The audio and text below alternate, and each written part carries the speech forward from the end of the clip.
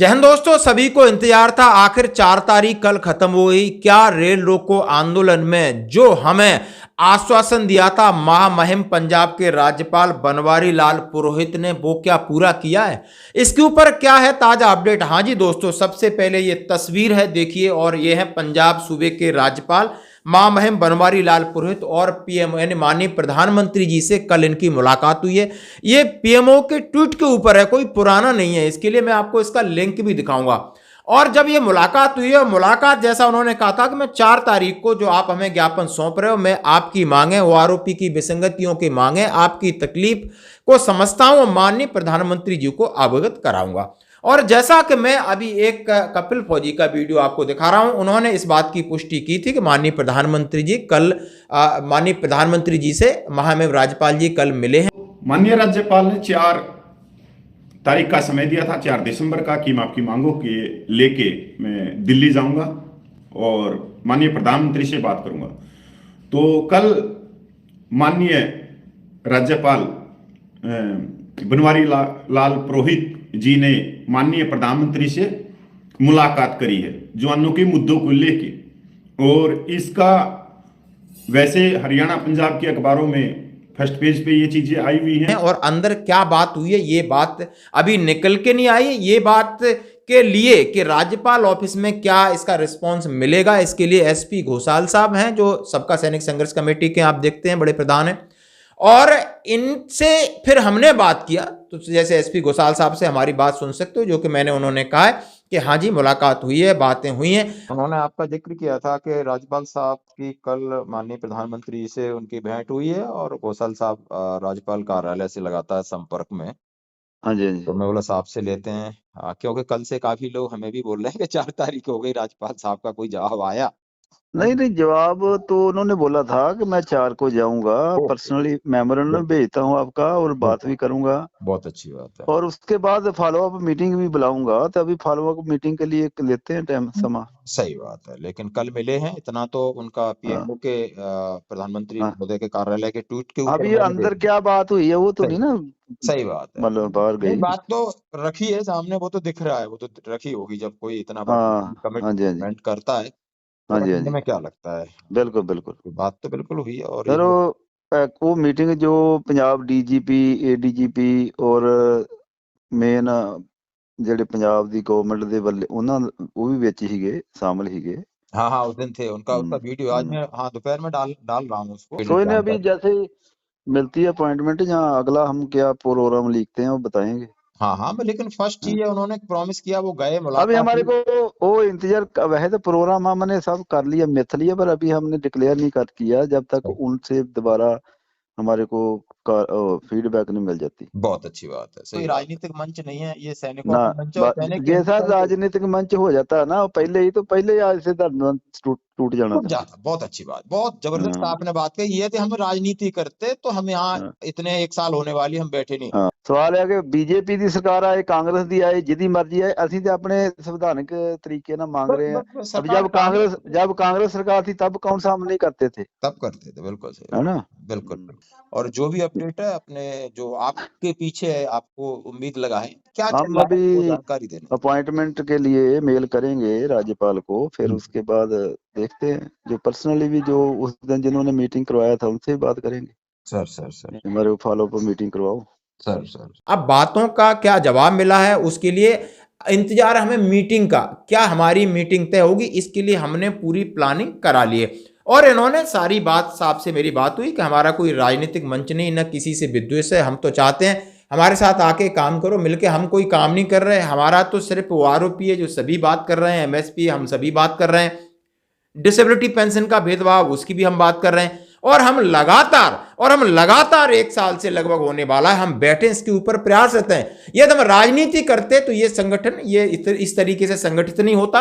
ना ही हमें किसी का चेहरा चमकाना, जिसको जो बात आ रही कह रहे हैं, लेकिन हम कोशिश पूरी कर रहे हैं। अभी आप ये वीडियो ऑडियो आप सुनिए, इसके साथ मैं कपिल फौजी का वीडियो के कुछ अंश अपने चैनल से चला रहा हूं, जैसे उन्होंने बिल्कुल स्पष्ट बात कही है कि हमारी जो तकलीफ है, हम कोई बिल्कुल कोई सेंट और परसेंट होकर के नहीं गए थे, हम तो बिल्कुल गरीब हैं, किसान हैं, मजदूर हैं, फौजी हैं, एक्स सर्विसमैन हैं, अपनी पेंशन के ऊपर हम निर्भर हैं, हमारे बीवी बच्चे इसी से पलते। हम राज्यपाल महोदय के यहाँ गए, हमने विनम्र निवेदन किया और उसके साथ राज्यपाल से मिलवाने से पहले उनका जो डेलीगेशन, उनका भी एक मैं वीडियो डाल रहा हूं, जहां पर सबका सैनिक संघर्ष कमेटी और इनके सपोर्टिंग जो भी सैनिक संगठन है, उनके पदाधिकारी हैं, वहां के एडमिनिस्ट्रेशन है या उनका जो भी ब्यूरोक्रेट्स है, उनसे बात कर रहे हैं। आप देख सकते हो पुलिस के बड़े आला अधिकारी हैं और दूसरी सिविल के अधिकारी आईएएस हैं, सबने बात किया और सबने इस मुलाकात कराई। और मुलाकात के बाद आज ये रिजल्ट है कि आपकी बात माननीय प्रधानमंत्री कार्यालय से नहीं, प्रधानमंत्री जी तक पहुंची है। अब हम देखते हैं कि राज्यपाल क्या संदेश लेके आते हैं और उसके लिए सबका सैनिक संघर्ष कमेटी पूरी तरह तैयार है, यानी पूरी तरह उन्होंने अपनी प्लान की फॉलोअप मीटिंग कब होगी, उसके लिए क्या एजेंडा होगा, क्या क्या चीजें होंगी, हम अपनी बात रखना चाहते हैं। और पक्ष बड़ा सीधा है कि हमें चाहिए एक 3 जजों की, रिटायर्ड जजों की कमेटी, ताकि उसमें हमारा जो भी समस्या है हमारी तरफ से हम अपनी रखेंगे, सरकार अपनी रखे और उसमें दूध का दूध पानी का पानी आ जाए। तो ये अपडेट था, ये बड़ा अपडेट है और बड़े वीडियो आप देख सकते हो। ये एक सकारात्मक कदम है जो कि हमने बात किया। 28 से 30 लाख व्यूवर्स को ये न लगे कि नहीं ये उधर उधर की बातें हैं, ये जो बात अंदर की बात है वो मैं आपसे कह रहा हूं। जैसे ही इसके ऊपर कोई बड़ी मीटिंग कॉल होती है, जैसे ही कोई बड़ा अपडेट आएगा, क्या बात होती है, वहां से क्या जवाब मिला, हम आपके साथ जरूर शेयर करेंगे। तब तक आप ये ऑडियो सुनिए, आप ये वीडियो देखिए। धन्यवाद। 5 नवंबर को संविधान के दायरे में जवानों की जायज मांगों के लिए रेल रोको अभियान था। तो ये पड़ा कि जब माननीय राज्यपाल ने देखा कि यार ये जो आए हैं पूर्व सैनिक, ये वास्तव में न्याय के लिए तड़प रहे, तो उस समय आश्वासन दिया था कि भाई आप जवानों की जो जायज मांगे हैं, 1 रैंक 1 पेंशन, मिलिट्री सर्विस पे, डिसेबिलिटी पेंशन, सैनिक विधवाओं की पेंशन, जीसीओ रैंक की विसंगतियाँ, एक्स ग्रुप की विसंगतियाँ, सीएसडी, ईसीएच, अन्य बहुत सारी जो थी, और उनके ऊपर एक मांग थी जो हमारी मेन थी कि हमारे को भीख नहीं चाहिए, हमारे को न्याय चाहिए। और न्याय के लिए हमारे को माननीय चीफ जस्टिस सुप्रीम कोर्ट के उनके द्वारा 3 रिटायर्ड जजों की कमेटी बना के दी जाए, जिसके अंदर हमारे पूरे मुद्दे के ऊपर वो कमेटी अपनी रिपोर्ट भारत सरकार को दी। और उस रेल रोको अभियान के अंदर ही वार्ता का न्योता मिला था। पहले मिला पंजाब सूबे के माननीय मुख्यमंत्री की तरफ से, जिसको पूर्व सैनिकों ने ये कहते हुए इनकार कर दिया कि हमारी जो मांगे हैं वो केंद्र सरकार से हैं। और उस समय जो सरकार के माननीय पदों पर बैठे हुए हैं वो चुनाव में व्यस्त थे तेलंगाना में, तो उनको जब पता लगा कि यार ये तो हमारे से वार्ता करना चाह रहे हैं, तो उन्होंने माननीय राज्यपाल को आगे किया। और माननीय राज्यपाल का जो न्योता लेके आए एडीजीपी पंजाब और डीजीपी पंजाब, उन्होंने माननीय राज्यपाल से मुलाकात करवाई। और आप लोगों ने वो फोटो भी देखे होंगे जिसके अंदर आप देखते होंगे कि हम एक नॉर्मल तरीके से जैसे अब बैठे वैसे ही बैठे थे हमारे, क्योंकि जो रेल पटड़ी पे बैठते बैठते पूरे कपड़े काले पीले सफ़ेद, मतलब मैले सब कुछ हो गए थे नॉर्मल, जो आप ऐसा लग रहे थे जैसे किसी कोयले की खदान में हम काम करते हैं। और हवाई चप्पल पहन रखी थी और उसी में हम वहाँ पे गए थे माननीय राज्यपाल के पास में। तो एक प्रभाव तो, और जो हरियाणा पंजाब की जो मीडिया है, न्यूज़ चैनल है, उनमें भी कल से ये न्यूज़ चल रही है। और जो माननीय प्रधानमंत्री का जो एक्स है, वहाँ पे भी माननीय प्रधानमंत्री की तरफ से पीएमओ इंडिया जो एक्स जिसको आप ट्विटर कहते थे, वहाँ मैसेज किया गया है उनकी मुलाकात का, जो मैंने आगे भी लगाया है। अब आते हैं कि माननीय प्रधानमंत्री जी का क्या रुख रहा है इसके ऊपर, तो इसके बारे में हमारे को अभी तक नहीं पता है। उसके लिए जो सबका सैनिक संघर्ष कमेटी के नेशनल एडवाइजर हैं सूबेदार मेजर एसपी गोसल साहब, वो राज्यपाल के कार्यालय से संपर्क कर रहे हैं और उनसे समय मांग रहे हैं कि माननीय प्रधानमंत्री का इन मांगों जो माननीय 3 रिटायर्ड जजों की कमेटी उसके ऊपर क्या रुख है। तो अभी तक ये बात तो हमारे को ही नहीं पता। तो ये तो माननीय राज्यपाल के ऑफिस से ही पता लग सकती है ये चीजें कि माननीय प्रधानमंत्री का क्या रुख है, पहली बात। दूसरी बात, सैनिक भाइयों, इस चीज को ज्यादा शेयर करना।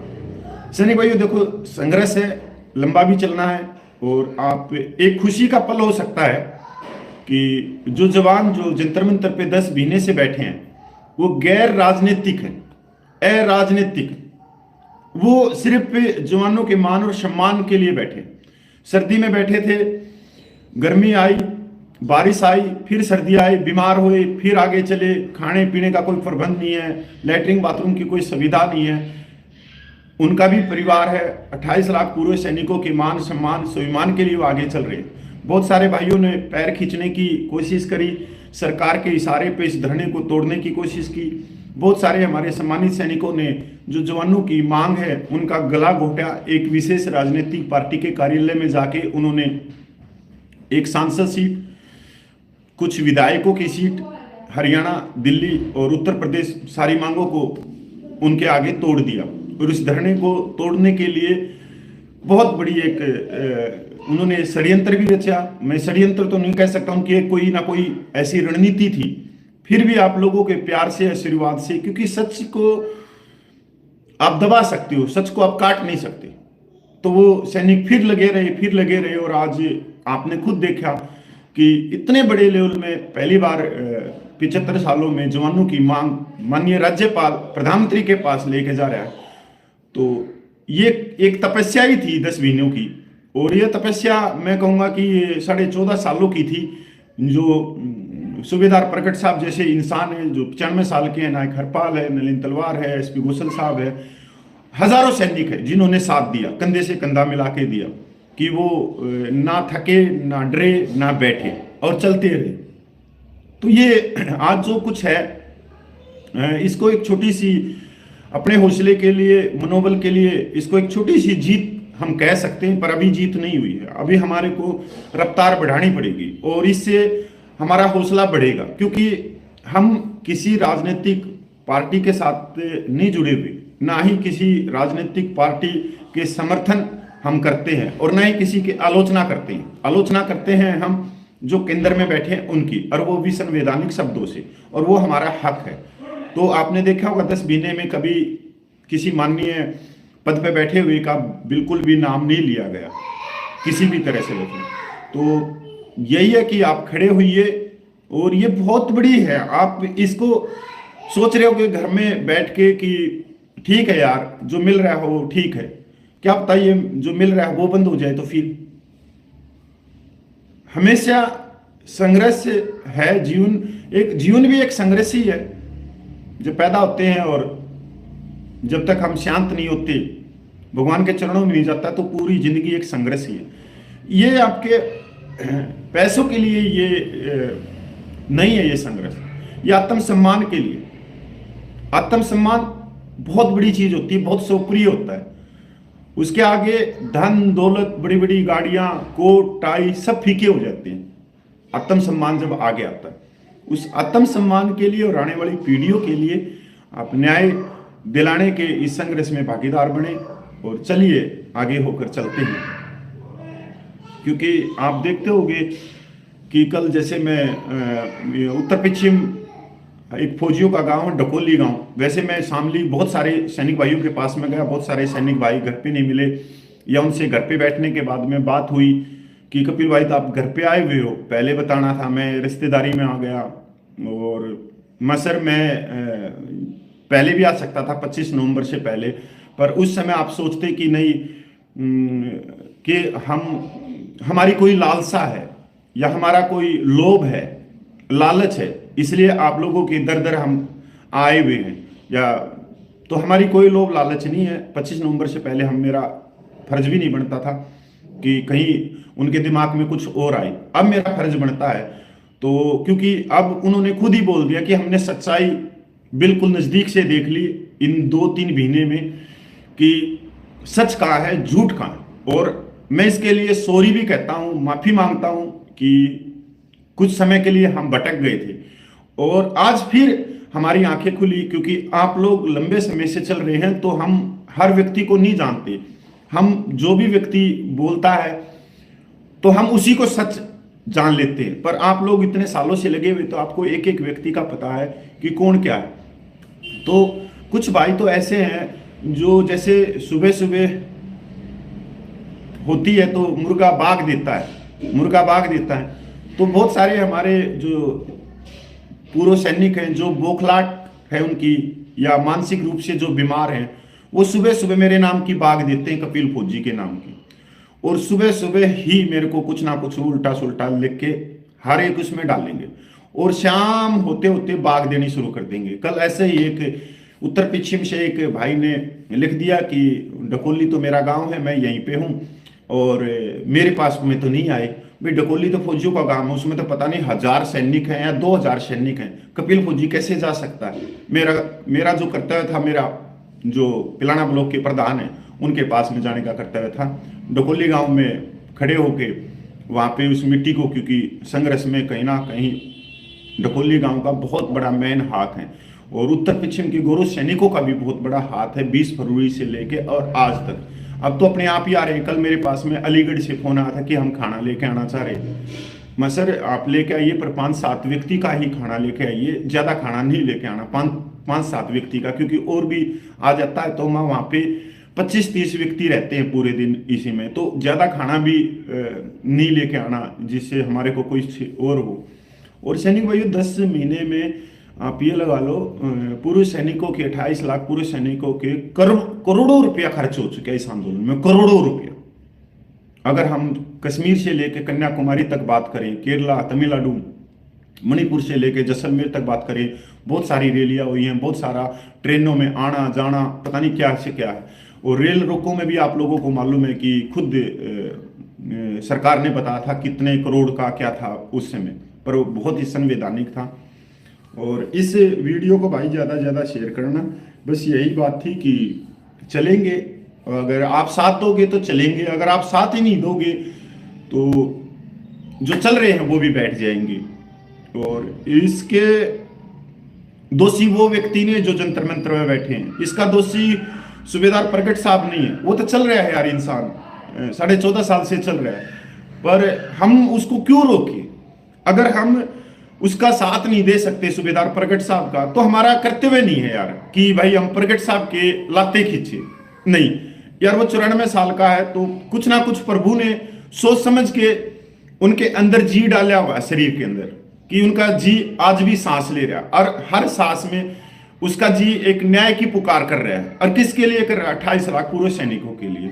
नहीं तो वो बुजुर्ग इंसान भी अपने घर बैठ जाएगा, उसको क्या दिक्कत है। बहुत सारे बुजुर्ग इंसान है वो ताश खेलते रहते हैं, अपने गलियों के अंदर बग्गी के ऊपर बैठे रहते हैं।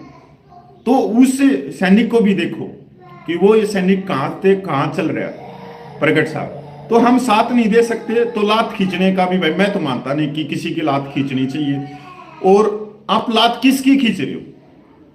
आप खुद अपने न्याय की लात खींच रहे हो, खुद अपनी मांगों की लात खींच रहे हो, तो मत खींचो यार।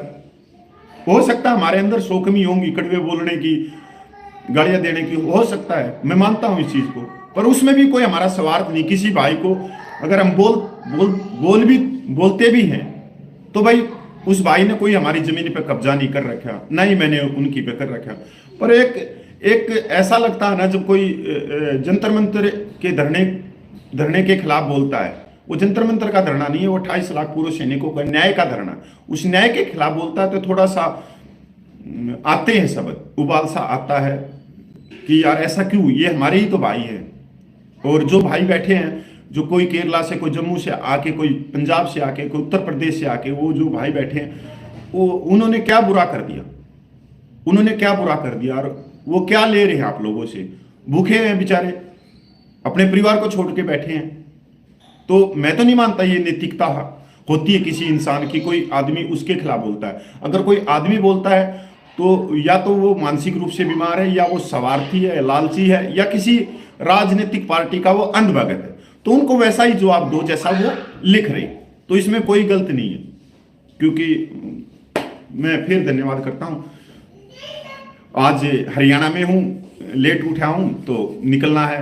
जय हिंद, वंदे मातरम, जय भारत। और भाई जब भी आपको समय लगे जंतर मंतर पे आप जाइए, कृपया करके जाइए। अब लास्ट में हम चल रहे, सर्दी के हैं, नहीं तो 25 नवंबर को भी हम जंतर मंतर के धरने को उठा सकते थे, हम चले जाते अपने घर पे, पर आगे बढ़ाना के पीछे नहीं हट सकते। और आप लोगों के प्यार से, आशीर्वाद से, क्योंकि आप लोग कहते हो कि हम जंतर मंतर के धरने के साथ में, तो आप लोगों ने इतना विश्वास जताया है। अगर आगे करके चल रहे हो हमारे को, तो भाई अब चलने दो, आगे आने दो। ये न्याय का संघर्ष है, देखते हैं आगे क्या होता है क्या नहीं होता। पर एक दिल में खुशी रहेगी कि हमने अपने जवानों की जायज मांगों के लिए संघर्ष किया।